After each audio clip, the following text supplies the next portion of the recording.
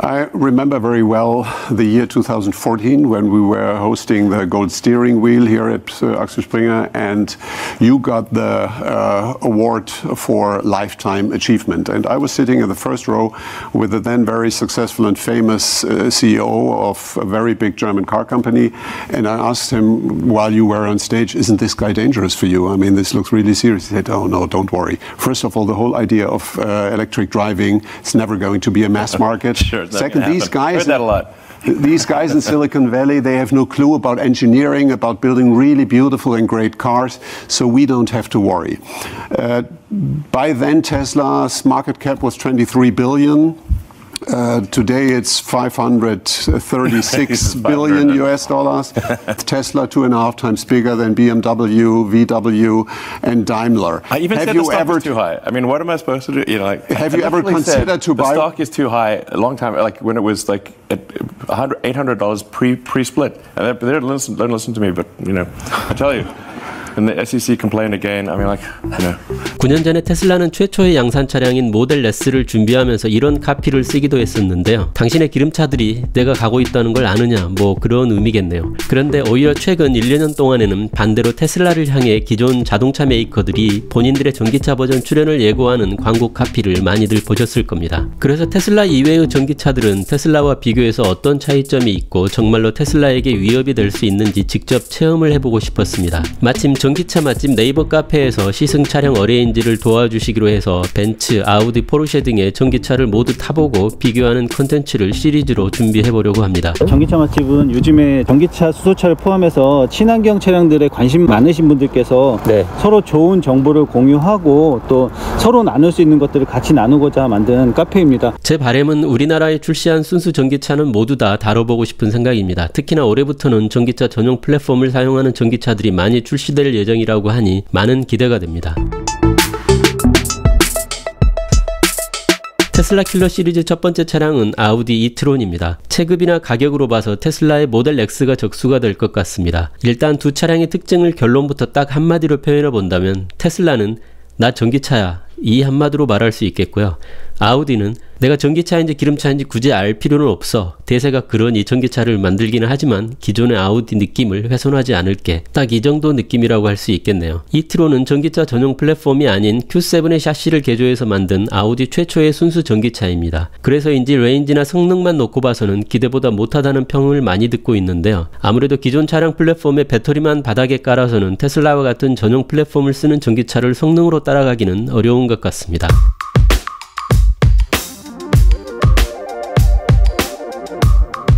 95kWh의 배터리팩을 장착했는데 테슬라 모델 X가 100kWh니까 5kWh 정도의 용량 차이가 납니다. 전장은 이트론이 4.9m, 모델 X가 5m이고 전폭은 이트론 1.93m, 모델 X 2m로 모델 X가 길이와 폭 모두 약간 더 큽니다. 전고는 두 차량 모두 1.68m로 거의 동일합니다. 차량의 길이나 폭이 모델 X보다 약간 더 작은데도 무게는 더 무겁습니다. 이트론은 차체에 쓰인 알루미늄과 스틸 비율이 6대 4이지만 테슬라 모델 S와 모델 X는 대부분을 알루미늄으로 제작하고 있는데요. 차량 무게의 차이는 이런 차체 재질 때문인 것으로 생각됩니다. 모터는 두 차량 모두 듀얼 모터이고 이트론은 전 후방 모두 인덕션 모터를 사용하고 모델 X는 후방 모터는 인덕션 모터, 전방 모터는 영구 자석 모터를 사용합니다. 일반적으로 영구 자석 모터는 인덕션 모터에 비해 더 가볍고 성능과 효율이 뛰어나다고 합니다. 단점은 자석에 들어가는 제조 원가 때문에 더 비싸다는 점입니다. 테슬라는 영구 자석 모터의 비싼 가격 때문에 인덕션 모터만을 사용해 오다가 최근 모델 3부터는 영구 자석 모터를 사용하고 있습니다. 아마도 영구 자석 모터의 비싼 제조 원가를 극복하는 방법을 찾은 것으로 보입니다.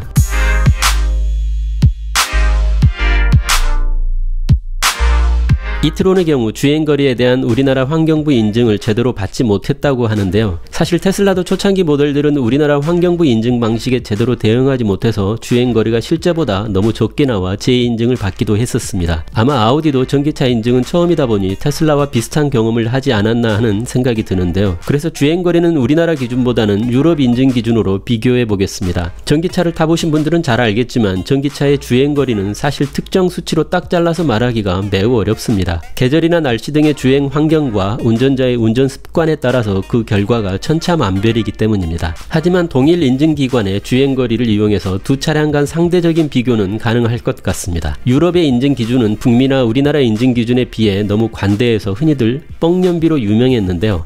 이런 문제점을 인식해서인지 좀 더 실제 주행에 가까운 WLTP 인증 기준으로 최근 변경했습니다. 현재 유럽에는 모델 X 롱레인지가 단종되고 롱레인지 플러스 차량으로 대체된 상태입니다. 롱레인지와 롱레인지 플러스는 가격은 동일하지만 플러스 차량의 성능이 더 향상되었는데 아직 우리나라에는 플러스 차량이 판매되지 않고 있습니다. 모델 X 롱레인지는 구형 차량이기 때문에 예전 유럽 인증 기준인 EPA 기준밖에 없고 인증 거리는 528km입니다. 롱레인지 플러스 차량은 WLTP 인증을 받았고 561km입니다. 이트론은 WLTP 인증을 받았고 436km입니다. 배터리 크기는 모델 X가 약 5% 정도 더 크지만 주행거리는 20 내지 30% 정도 더 많은 것을 알 수 있습니다. 두 차량은 특히 주행거리에 많은 영향을 미치는 회생제동에 대한 접근 방법이 달랐는데요. 테슬라의 경우 운전자가 회생제동 세팅을 낮음과 표준 중에 선택한 이후에 대부분 그 후로는 세팅을 바꾸지 않고 거기에 적응하는 운전 방식을 몸에 익히기 마련인데요. 이트론의 경우 회생제동을 끄거나 1단계, 2단계까지 세 가지 세팅을 운전자가 수시로 바꾸기 쉽도록 스티어링 휠 양옆에 패들 시프트 형태로 만들어 놓았습니다. 그러니까 누르긴 편하게 되어 있는데 네. 회생제동이 이제 걸리기 시작하거든요. 네. 2단계더라고요. 네. 이걸 다시 회생제동 없애려면 오른쪽을 누르고. 그러니까 이 말은 내가 볼 때는 이거를 주행 중에 수시로 바꾸라는 네. 의미 같아요. 이렇게 만들어놨다는 거 그 네. 말이잖아요. 근데 테슬라 같은 경우에는 일단 회생제동에 운전자가 적응을 해. 그러면 효율 우리가 최대로 뽑아줄게. 근데 얘네는 효율 그건 일단 두 번째 문제고 내연기관 타던 사람들이 안 불편해야 돼. 우리는 그게 더 중요해. 다들 잘 아시다시피 전기차에 있어서 회생제동은 효율과 운전 편의성을 획기적으로 향상시켜주는 원페달 드라이빙을 가능하게 해주다 보니 정말 중요한 기능인데요. 회생제동 세팅이 수시로 바뀌게 되면 바뀐 세팅에 따라 엑셀과 브레이크 컨트롤을 바꿔서 운전해야 하다 보니 비상시에 무의식적으로 몸이 반응하기가 꽤 어려울 것 같다는 생각이 들었습니다. 개인적으로는 이트론의 회생제동 패들 시프트 방식이 잘 이해가 가지 않는 접근 방법이었습니다. 그리고 드라이브 모드와 스포츠 모드를 바꾸게 되면 회생제동 세팅이 항상 초기화돼 버려서 회생제동을 당연하게 생각하는 저 같은 운전자에게는 상당히 불편했습니다. 아우디는 아무래도 내연기관 차를 타던 분들을 최대한 배려해서 익숙하지 않은 회생제동을 쉽게 끄고 켤 수 있도록 배려한 게 아닌가 생각됩니다.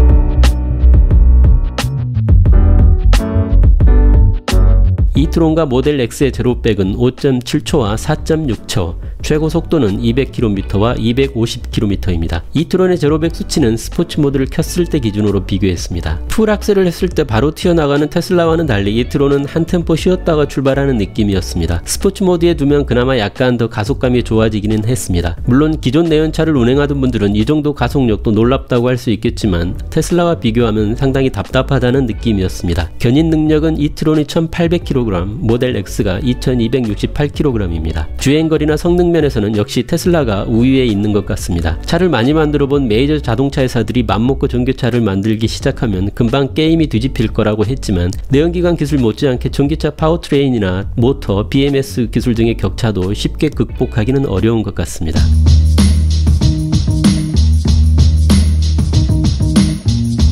저는 사실 테슬라 이외의 차량의 운전 보조 기능이 가장 궁금했는데요. 아쉽게도 이트론은 흔히 말하는 오토크루즈 외에는 더 이상의 운전 보조 기능을 쓸 수가 없었습니다. 고속도로에서는 99% 이상 오토파일럿이나 오토파일럿 내비게이션으로 운전하던 저에게는 잠깐 동안의 시승이었지만 운전이 상당히 힘들었습니다. 운전 보조 기능을 스티어링 휠 위에 버튼으로 조작하는 벤츠와는 달리 이트론은 테슬라처럼 오토크루즈용 레버가 스티어링 휠 왼쪽에 별도로 존재하기 때문에 오토크루즈를 시작하고 차가 거리를 맞추고 최고 속도를 설정하는 등의 방식은 테슬라와 매우 흡사했습니다.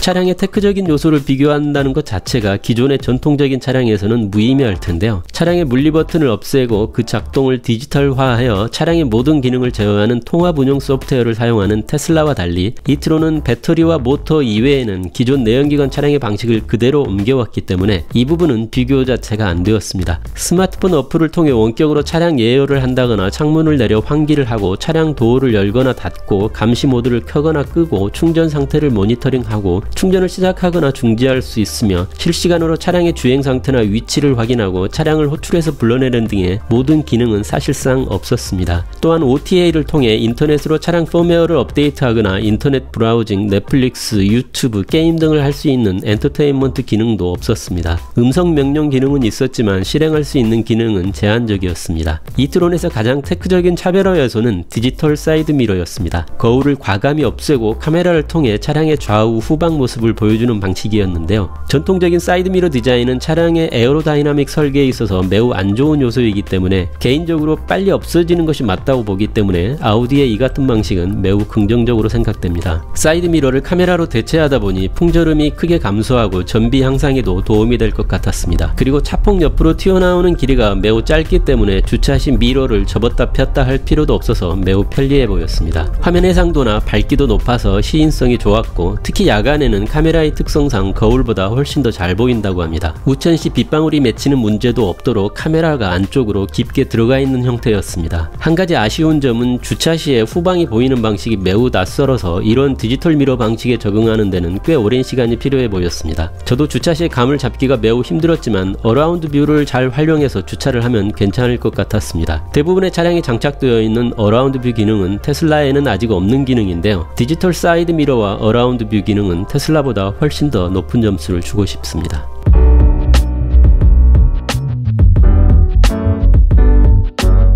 승차감은 크게 두 가지로 나눠서 말씀드릴 수 있을 것 같습니다. 모터의 토크를 통해 차량이 지면을 굴러나가면서 느끼는 주행 질감은 테슬라가 더 좋다는 느낌이었습니다. 전기차를 처음 시승하게 되면 기존의 내연차에서는 느끼지 못했던 차량이 마치 살짝 공중에 떠서 미끄러지듯이 자연스럽게 가속되는 느낌에 반해서 그 자리에서 계약을 했다는 분들을 많이 볼 수 있는데요. 변속 충격 없이 모터의 힘만으로 쭉 치고 올라가는 가속력이 그런 느낌을 만들어주는 것 같습니다. 모터를 제어하는 기술력은 아무래도 직접 모터까지 제작하고 전기차 파워트레인 기술을 오랫동안 쌓아온 테슬라를 따라가지 못한다는 느낌이었습니다. 서스펜션을 통해 느끼는 승차감은 이트론이 더 좋았습니다. 이트론과 모델 X는 둘 다 어댑티브 에어 서스펜션이 장착되어 있습니다. 하지만 이트론은 기존의 차를 많이 만들어 본 노하우 때문인지 승차감이 매우 부드럽다는 느낌이었습니다. 특히 불규칙한 노면 등에서 테슬라는 뒤뚱거리거나 약간 튀는 느낌이 강한 반면 아우디는 그런 진동이나 차체 흔들림을 잘 잡아주었습니다. 전기차는 엔진 소음이 없어서 노면 소음과 풍절음에 더 민감할 수밖에 없는데요. 이트론은 사이드미러 풍절음도 없고 방음 시공이나 마감 품질이 좋아서인지 모델 X에 비해 더 정숙하다는 느낌이었습니다.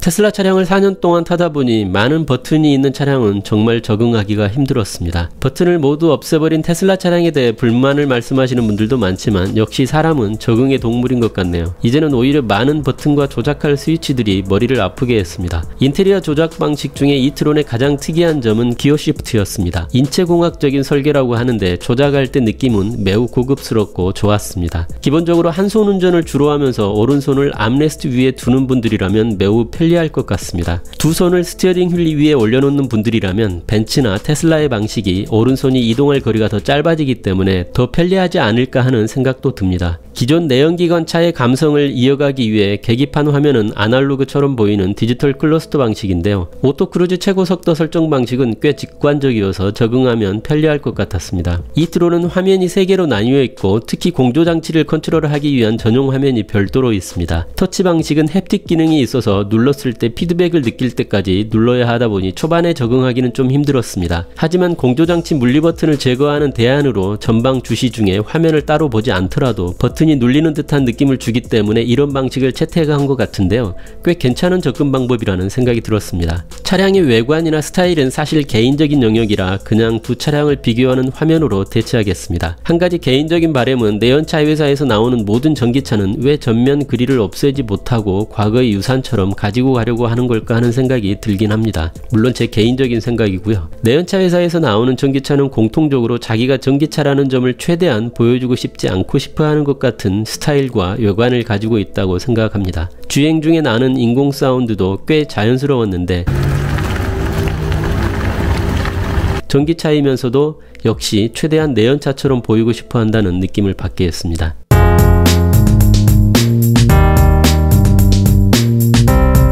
트렁크 적재 용량은 이트론이 660L이지만 2열 좌석을 폴딩하면 1725L라고 합니다. 하지만 모델 X는 2487L입니다. 모델 X는 트렁크 지하 수납 공간이 여기저기 많이 있고 또한 매우 깊게 설계되어 있으며 프렁크 공간도 매우 크기 때문인 것으로 보입니다. 이트론은 프렁크가 너무 작아 제대로 활용하기는 어려워 보였습니다. 전기차 전용 플랫폼이 아니다 보니 수납 공간에 있어서는 이트론이 효율적인 설계를 하기가 어려웠던 것으로 보입니다. 아우디가 오랫동안의 차량 제조 경험에서 축적된 노하우가 많다 보니 이트론은 정숙성, 승차감 등에 있어서 테슬라에 비해 큰 장점을 가지고 있다고 생각됐습니다. 이트론의 최대 단점이라고 한다면 내연차의 전기차 버전의 공통점이라고도 할 수 있겠는데요. 일관성 있는 사용자 경험이나 어플을 통한 차량 제어, OTA 업데이트 등을 가능하게 하는 차량 통합 운영 체제를 갖추지 못하고 있고 운전 보조 기능도 거의 안 되다 보니 소프트웨어적인 면에서 매우 많은 차이가 났습니다. 반나절 정도 시승하면서 느낀 점은 테슬라는 얼리 어댑터와 테크적인 요소를 좋아하는 고객층이 주요 타겟이고 아우디는 기존 내연기관 차량 고객층이 전기차로 쉽게 넘어갈 수 있도록 그런 의도로 이트론을 설계한 것이라는 느낌이었습니다. 이트론은 기존 아우디의 고객들 중에 전기차에 관심 있는 고객층이 주요 타겟이 될 것으로 보이고 실제로도 차량의 디자인이나 기능 면에서 그런 고객들을 배려한 측면이 많아 보였습니다. 아우디의 감성과 좋은 승차감, 전기차를 타고 싶지만 기존 내연차의 감성이나 느낌이 좋은 분들에게는 이트론이 적당할 것 같다는 생각입니다.